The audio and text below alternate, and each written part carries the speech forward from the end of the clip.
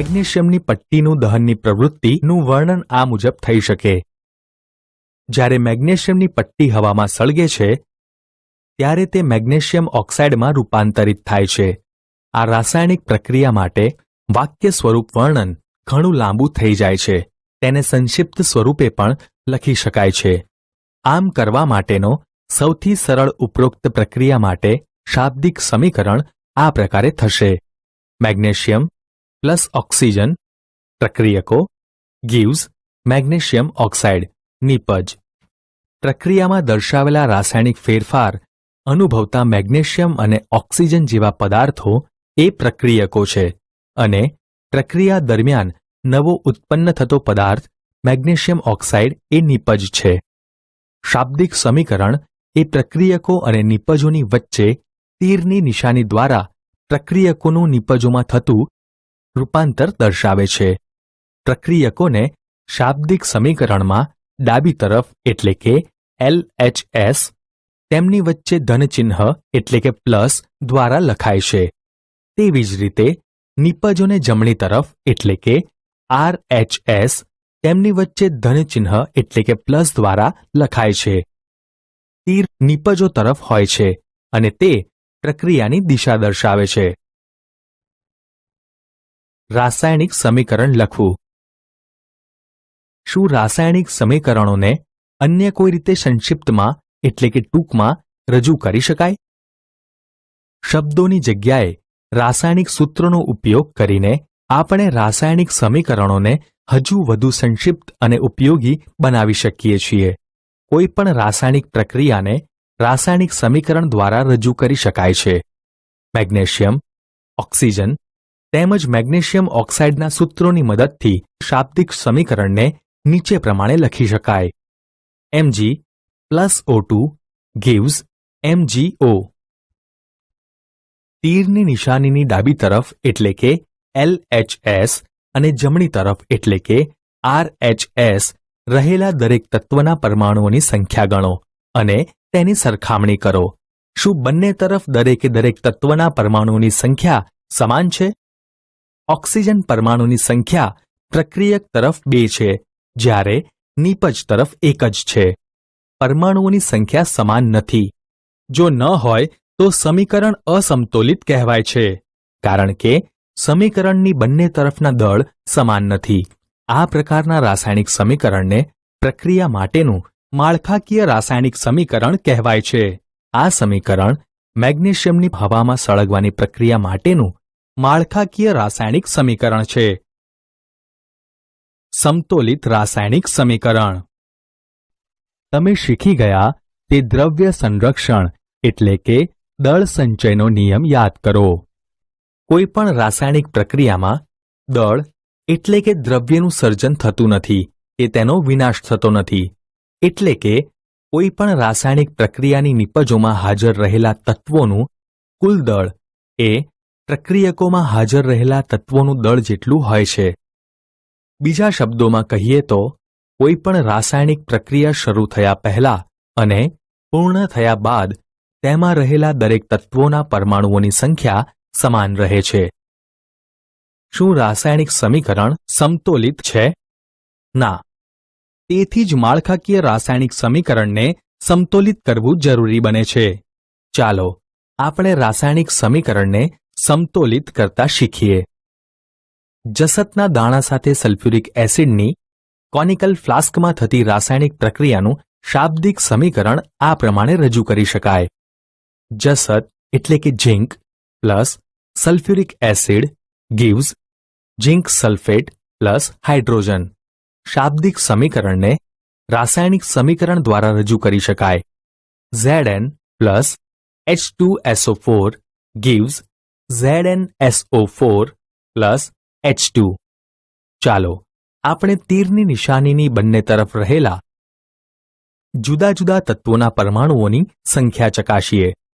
તત્વ Zn. પ્રક્રિયકોમાં પરમાણુઓની સંખ્યા LHS 1.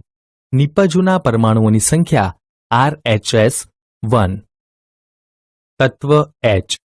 પ્રક્રિયકોમાંના પરમાણુઓની સંખ્યા LHS 2. નિપજોમાંના પરમાણુઓની સંખ્યા RHS2. તત્વ S. પ્રક્રિયકોમાંના પરમાણુઓની સંખ્યા LHS1. નિપજોમાંના પરમાણુઓની સંખ્યા RHS1. તત્વ O. પ્રક્રિયકોમાંના પરમાણુઓની સંખ્યા LHS4. નિપજોમાંના પરમાણુઓની સંખ્યા RHS4. સમીકરણમાં તીરની નિશાનીની બંને તરફ દરેક તત્વના પરમાણુઓની સંખ્યા સમાન થાય છે, તેથી તે સમતોલિત રાસાયણિક સમીકરણ કહેવાય છે. ચાલો બીજું અસમતોલિત રાસાયણિક સમીકરણને સમતોલિત કરવાનો પ્રયત્ન કરીએ. Fe plus H2O gives Fe3O4 plus H2. તબક્કો 1. રાસાયણિક સમીકરણને સમતોલિત કરવા માટે સૌપ્રથમ દરેક સૂત્રની ફરતે એક બોક્સ બનાવો. તબક્કો 2. અસમતોલિત સમીકરણમાં હાજર રહેલા જુદા જુદા તત્વોના પરમાણુઓની સંખ્યાની યાદી બનાવો. તત્વ Fe. પ્રક્રિયકોમાં પરમાણુઓની સંખ્યા LHS1. નિપજોમાંના પરમાણુઓની સંખ્યા RHS3. તત્વ H. પ્રક્રિયકોમાંના પરમાણુઓની સંખ્યા LHS2. નિપજોમાંના પરમાણુઓની સંખ્યા RHS2. તત્વ O. પ્રક્રિયકોમાંના પરમાણુઓની સંખ્યા LHS1. નિપજોમાંના પરમાણુઓની સંખ્યા RHS4. તબક્કો 3. સરળતા ખાતર સૌથી વધુ પરમાણુઓ ધરાવતા સંયોજનના સમતોલનની શરૂઆત કરો. તે પ્રક્રિયક કે નિપજ ગમે તે હોઈ શકે છે. તે સંયોજનમાં સૌથી વધુ પરમાણુઓ ધરાવતું તત્વ પસંદ કરો. આ માપદંડ એટલે કે સિદ્ધાંત પ્રમાણે Fe3O4 અને તેમાં રહેલા ઓક્સિજન તત્વની પસંદગી કરો. જમણી તરફ ઓક્સિજનના 4 પરમાણુઓ છે, જ્યારે ડાબી તરફ ઓક્સિજન પરમાણુ ધરાવતું સંયોજન H2Oમાં ફક્ત એક જ ઓક્સિજનનો પરમાણુ છે. આથી ઓક્સિજનના પરમાણુઓને સમતોલિત કરવા માટે H2Oને 4 વડે ગુણવા પડે. ઓક્સિજનના પરમાણુઓ 1 શરૂઆતમાં, પ્રક્રિયકોમાં 1 H2Oમાં, નિપજોમાં 4 Fe3O4માં. 2 સમતોલિત કરવા માટે પ્રક્રિયકોમાં 1 × 4, નિપજોમાં 4. તે ચોક્કસપણે યાદ રાખવું જરૂરી છે કે પરમાણુઓની સંખ્યા સમાન કરવા માટે આપણે પ્રક્રિયામાં ભાગ લેતા સંયોજનો કે તત્વોના સૂત્રો બદલી શકતા નથી. ઉદાહરણ તરીકે, ઓક્સિજનના પરમાણુઓને સમતોલિત કરવા માટે આપણે 4 સહગુણક મૂકો 4H2O લખી શકીએ, પરંતુ H2O4 અથવા H2O ન લખી શકાય. હવે આંશિક રીતે સમતોલિત સમીકરણ નીચે મુજબ થશે. Fe plus 4H2O gives Fe3O4 plus H2. તબક્કો 4. આયન એટલે કે લોખંડ Fe અને હાઇડ્રોજન H પરમાણુઓ હજી પણ સમતોલિત નથી. આ તત્વો પૈકી કોઈ એકને પસંદ કરીને આગળ વધીએ. ચાલો આપણે આ આંશિક રીતે સમતોલિત સમીકરણમાં હાઇડ્રોજન પરમાણુઓને સમતોલિત કરીએ. H પરમાણુઓની સંખ્યા ડાબી બાજુમાં હાઇડ્રોજન પરમાણુ 4 H2Oના અણુમાં 4 × 2 એટલે કે 8 છે. સમાન કરવા માટે જમણી તરફ હાઇડ્રોજન અણુઓને 4 વડે ગુણવા પડે. માટે હાઇડ્રોજન અણુની સંખ્યા 4 કરો. હાઇડ્રોજનના પરમાણુઓ 1 શરૂઆતમાં, પ્રક્રિયકોમાં 8 4H2Oમાં, નિપજોમાં 2H2માં. 2 સમતોલિત કરવા માટે પ્રક્રિયકોમાં 8, નિપજોમાં 2 × 4. સમીકરણ આ પ્રમાણે થશે. Fe plus 4H2O gives Fe3O4 plus 4H2. તબક્કો 5. ઉપરોક્ત સમીકરણ ચકાસો અને સમતોલિત ન હોય તેવું ત્રીજું તત્વ પસંદ કરો. તમે જોશો કે માત્ર એક જ તત્વનું સમતુલન બાકી છે અને તે આયન એટલે કે લોખંડ Fe છે. Fe ને સમતોલિત કરવા માટે Fe પરમાણુઓની સંખ્યા ડાબી બાજુમાં ફક્ત એક જ પરમાણુ છે, જ્યારે જમણી બાજુ 3 હોવાથી ડાબી બાજુ Fe પરમાણુ 3 વડે ગુણવા પડે. આપણે ડાબી તરફ Feના 3 પરમાણુ લઈએ. આયનના પરમાણુઓ 1 શરૂઆતમાં, પ્રક્રિયકોમાં 1 Feમાં, નિપજોમાં 3 Fe3O4માં. 2 સમતોલિત કરવા માટે પ્રક્રિયકોમાં 1 × 3, નિપજોમાં 3. 3Fe plus H2O gives Fe3O4 plus 4H2. તબક્કો 6. અંતમાં સમતુલિત સમીકરણની ખરાઈ કરવા માટે આપણે સમીકરણની બંને તરફ રહેલા દરેક તત્વના પરમાણુઓની ગણતરી કરીએ. 3Fe plus 4H2O gives Fe3O4 plus 4H2. સમીકરણમાં બંને તરફ રહેલા તત્વોના પરમાણુઓની સંખ્યા સમાન છે. હવે આ સમીકરણ સમતોલિત છે. રાસાયણિક સમીકરણોને સમતોલિત કરવાની આ પદ્ધતિ હીટ એન્ડ ટ્રાયલ પદ્ધતિ કહેવાય છે, કારણ કે આપણે નાનામાં નાના પૂર્ણાંક સહગુણો પ્રયત્ન કરીએ છીએ. તબક્કો 7. ભૌતિક અવસ્થાઓની સંજ્ઞાઓ લખવી તથા ધ્યાનપૂર્વક ઉપરોક્ત દર્શાવેલા સમતોલિત સમીકરણને તપાસો. શું આ સમીકરણ દ્વારા આપણને દરેક પ્રક્રિયક અને નિપજની ભૌતિક અવસ્થા વિશે માહિતી પ્રાપ્ત થાય છે? આ સમીકરણમાં તેઓની ભૌતિક અવસ્થાઓ વિશેની કોઈ માહિતી અપાયેલી નથી. રાસાયણિક સમીકરણને વધુ માહિતીપ્રદ બનાવવા માટે પ્રક્રિયક અને નિપજના રાસાયણિક સૂત્રોની સાથે તેઓની ભૌતિક અવસ્થાઓનો ઉલ્લેખ કરવામાં આવે છે.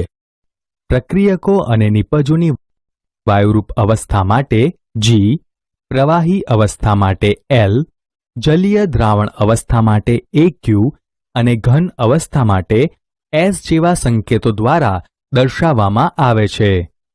પાણીમાં બનેલા દ્રાવણમાં પ્રક્રિયક અથવા નિપજ હાજર હોય તો જલીય એટલે કે એક્વિયસ AQ શબ્દ લખાય છે. હવે આ સમતોલિત સમીકરણમાં તેઓની ભૌતિક અવસ્થાઓ વડે આ પ્રમાણે દર્શાવવામાં આવે છે. 3Fe solid plus 4H2O gas gives Fe3O4 solid plus 4H2 gas. અત્રે નોંધનીય છે કે H2O ની સાથે G સંજ્ઞાનો ઉપયોગ તે દર્શાવે છે કે આ પ્રક્રિયામાં પાણીનો ઉપયોગ વરાળ એટલે કે બાષ્પ સ્વરૂપે કરવામાં આવ્યો છે. સામાન્ય રીતે જ્યાં સુધી જરૂરી ન હોય ત્યાં સુધી રાસાયણિક સમીકરણમાં ભૌતિક અવસ્થાઓનો સમાવેશ કરવામાં આવતો નથી. આ તબક્કાઓના ઉપયોગ દ્વારા શું તે પાઠ્યપુસ્તકમાં આપેલ સમીકરણ સમતોલિત કરી શકશો? Mg plus O2 gives MgO. અહીં ડાબી બાજુ ઓક્સિજનના પરમાણુઓની સંખ્યા વધુ છે, માટે સૌપ્રથમ તેને સમતુલિત કરવા માટે જમણી બાજુ MgO નિપજને 2 વડે ગુણવી પડે. આથી સમીકરણ Mg plus O2 gives 2MgO થશે. હવે જમણી બાજુ Mgના પરમાણુઓની સંખ્યા 2 હોવાથી ડાબી બાજુ Mg પરમાણુને 2 વડે ગુણવા પડે. આથી સમતોલિત સમીકરણ 2Mg plus O2 gives 2MgO થશે. નીચે દર્શાવેલ પ્રક્રિયાઓ માટે ભૌતિક અવસ્થાઓની સંજ્ઞા સહિતના સમતુલિત રાસાયણિક સમીકરણ લખો. 1. પાણીમાં બનાવેલા બેરિયમ ક્લોરાઇડ અને સોડિયમ સલ્ફેટના દ્રાવણો વચ્ચે પ્રક્રિયા થઈ અદ્રાવ્ય બેરિયમ સલ્ફેટ અને સોડિયમ ક્લોરાઇડનું દ્રાવણ મળે છે.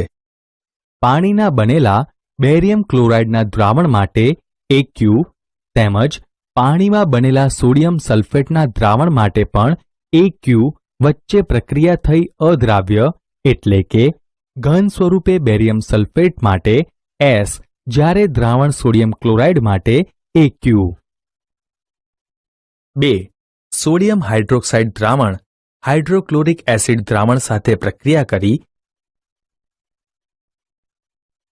સોડિયમ ક્લોરાઇડ દ્રાવણ અને પાણી ઉત્પન્ન કરે છે. પાણીમાં બનેલા સોડિયમ હાઇડ્રોક્સાઇડ દ્રાવણ માટે AQ તેમજ પાણીમાં બનેલા હાઇડ્રોક્લોરિક એસિડના દ્રાવણ માટે AQ વચ્ચે પ્રક્રિયા કરી સોડિયમ ક્લોરાઇડ દ્રાવણ માટે AQ અને પાણી પ્રવાહી માટે L. રાસાયણિક પ્રક્રિયાઓ માટે સમતુલિત સમીકરણ લખો. 1.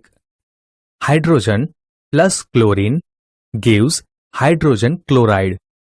H2 plus Cl2 gives 2HCl. 2. Barium chloride plus aluminium sulphate gives barium sulphate plus aluminium chloride. 3. BaCl2 plus Al2SO4 gives 3BaSO4 plus 2AlCl3. કેટલીક વખત પ્રક્રિયા માટે પ્રક્રિયા પરિસ્થિતિ જેવી કે તાપમાન, દબાણ, ઉદ્દીપક વગેરે દર્શાવવા સમીકરણમાં તીરની નિશાની ઉપર તરફ અથવા નીચે તરફ દર્શાવવામાં આવે છે. ઉદાહરણ તરીકે CO ગેસ પ્લસ 2H2 ગેસની 340 વાતાવરણના દબાણે પ્રક્રિયા થઈ CH3OH લિક્વિડ એટલે કે મિથેનોલ મળે છે. 6CO2 aqueous પ્લસ 12H2O લિક્વિડની સૂર્યપ્રકાશ સાથે હરિતકણની હાજરીમાં પ્રક્રિયા થઈ C6H12O6 aqueous plus 6O2 aqueous plus 6H2O liquid મળે છે.